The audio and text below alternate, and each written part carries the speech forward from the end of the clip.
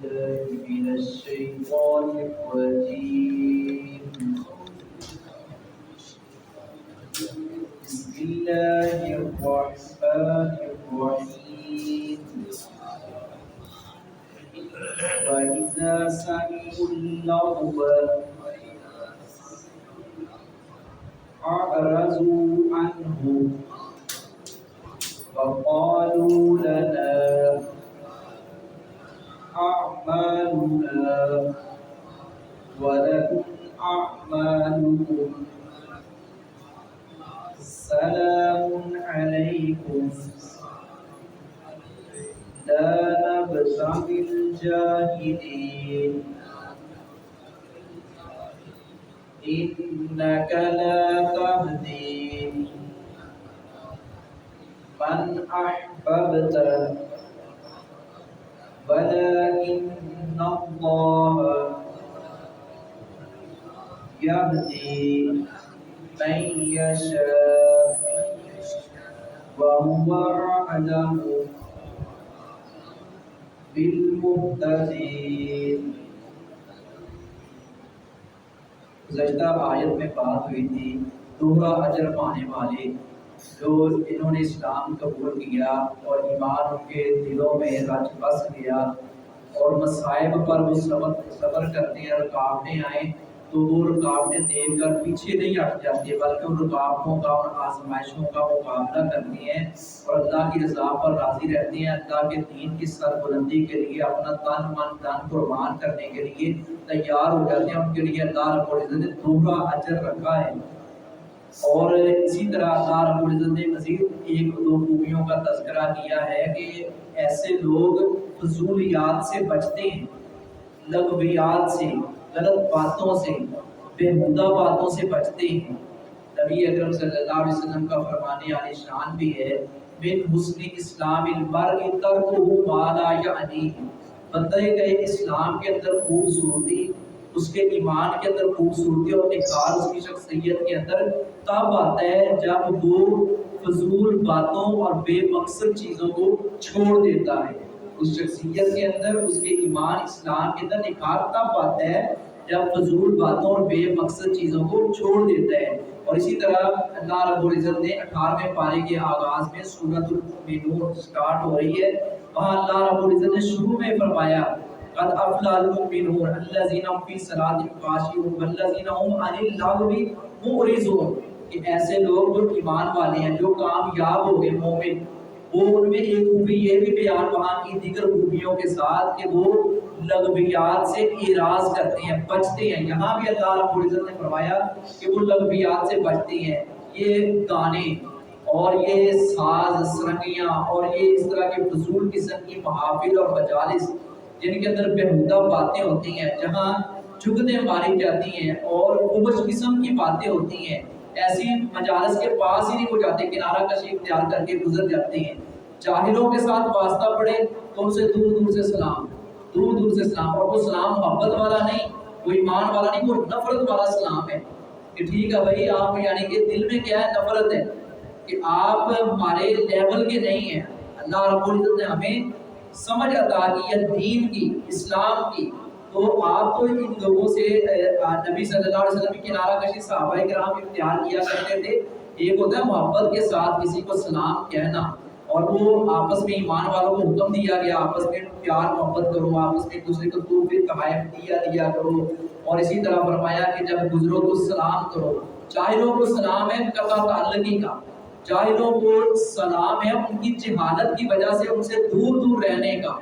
وَإِذَا مَرُّوا بِاللَّغْوِ مَرُّوا كِرَامًا. ایسے لوگ جو اہل ایمان ہیں، جو اچھے اوصاف کے حامل ہیں، وہ جب ایسے لوگوں سے یا ایسی مجالس سے گزرتے ہیں مَرُّوا بِاللَّغْوِ مَرُّوا كِرَامًا، بڑے اچھے طریقے سے گزر جاتی ہیں.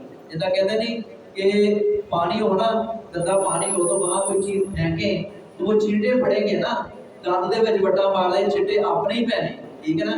یعنی کہ ایسے ایمان والے اچھے اوصاف کے مالک وہ ان مجالس سے ان کو پتہ ہے کہ ان کے پاس بیٹھے یا ان کو چھیڑ چھاڑ کی یا ان کے ساتھ بلایا تو وہ مہنگا پڑے گا، وہ ہمارے ایمان کے لیے زہر قاتل ثابت ہوگا. وہ ایسے لوگوں کے قریب تک نہیں جاتے اور کہتے ہیں تمہارے لیے تمہارے ہی اعمال ہیں، ہمارے لیے ہمارے اعمال ہیں۔ اللہ کا شکر ہے، اللہ نے ہمیں دین اسلام کا فہم اور سمجھ عطا فرمائی ہے، اور ساتھ ہی اللہ رب العزت نے ہدایت کا تذکرہ کیا ہے، کیونکہ بے ہدایتوں کا اور ہدایت یافتہ لوگوں کا تذکرہ ہو رہا ہے، اور ہدایت کے بارے میں واضح طور پر فرما دیا کہ پیارے نبی، اللہ جسے چاہے ہدایت اسے ملے گی، آپ جسے ہدایت دینا چاہے آپ ہدایت نہیں دے سکتے۔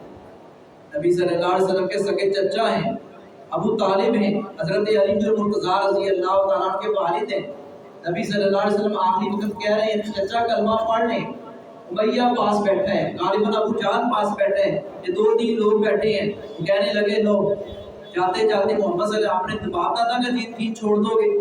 تو اس نے انکار کر دیا۔ نبی صلی اللہ علیہ وسلم میں چچا لا الہ الا اللہ پڑھ لے، میں اللہ کیا سفارش کروں گا؟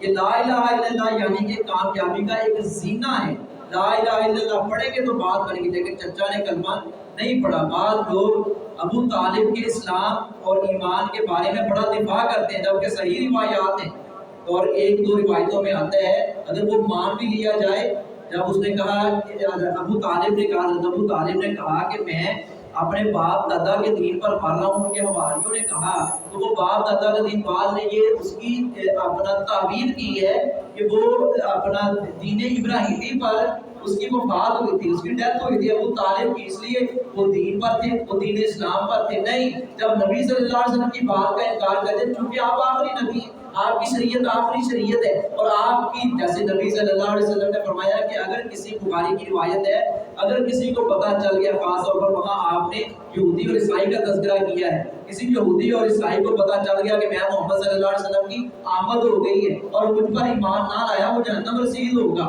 تو نبی اکرم صلی اللہ علیہ وسلم کے بلا شبہ چچا ہے۔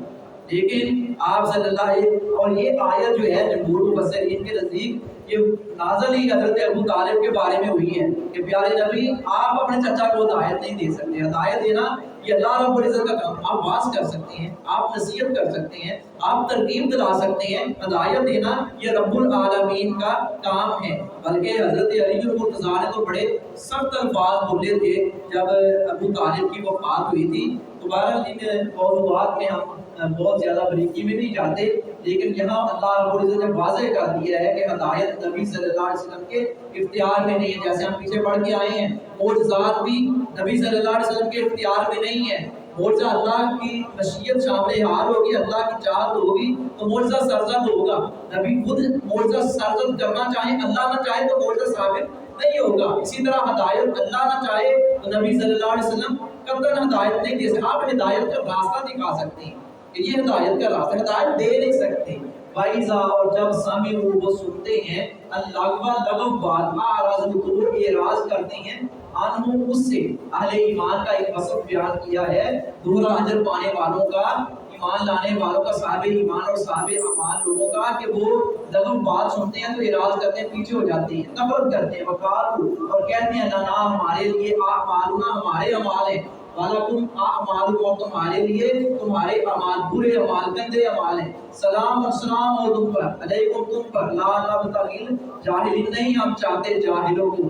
دل میں یہ نفرت ہے ان کی بدعمالیوں کی وجہ سے، ان کے گناہوں کی وجہ سے، کہ ہم تمہارے ساتھ کوئی، جن پنجابی کہتے ہیں نا، میں مطلع نہیں لانا چاہتا، یہ بات ہے۔ انکا بلا شبہ آپ لا تہدی، نبی صلی اللہ علیہ وسلم سے اللہ رب العزت مخاطب ہے، انکا بلا شبہ آپ لا تہدی، نہیں ہدایت دے سکتے، من جس کو احبابتا، آپ چاہیں، آپ جس کو چاہیں آپ ہدایت نہیں دے سکتے، ولیکن اللہ، لیکن اللہ رب العزت یہدی، ہدایت دیتا ہے، میں یہ شاہ جس کو وہ چاہتا ہے۔ واہ، کتنی مثالیں ہیں۔ حضرت لوط علیہ السلام چاہتے ہدایت، اگر نبی کے اختیار میں ہوتی تو اپنی بیوی کو دے دیتے۔ نوح علیہ السلام کے اللہ کے نبی ہیں اور بڑا مقام ہے، اور توحید کے لیے دن رات ایک کیا ہے حضرت نوح علیہ السلام نے۔ تو بیٹا جب وہ ایمان نہیں لے کر آیا، اگر چاہتے تو اس کو ہدایت اختیار میں ہوتی تو اس کو ہدایت دے دیتے۔ حضرت ابراہیم اپنے باپ کو ہدایت دے دیتے۔ نہیں، یہ انبیاء کے بس کی بات نہیں ہے۔ انبیاء رغبت دلا سکتے ہیں، انبیاء راستہ دکھا سکتے ہیں، رہنمائی کر سکتے ہیں، کیونکہ انبیاء سے بڑھ کر رہبر اور رہنما کوئی نہیں ہوتا۔ رہبر رہنما کا کام ہوتا ہے رہنمائی کرنا، راہ دکھانا، ہدایت دینا اللہ رب العزت کا کام ہے۔ من یشاء، جس کو وہ چاہتا ہے ہدایت دیتا ہے، وَهُوَ، اور وہ اعلم، خوب جانتا ہے، بالمہتدین، ہدایت پانے والوں کو، وما علیہ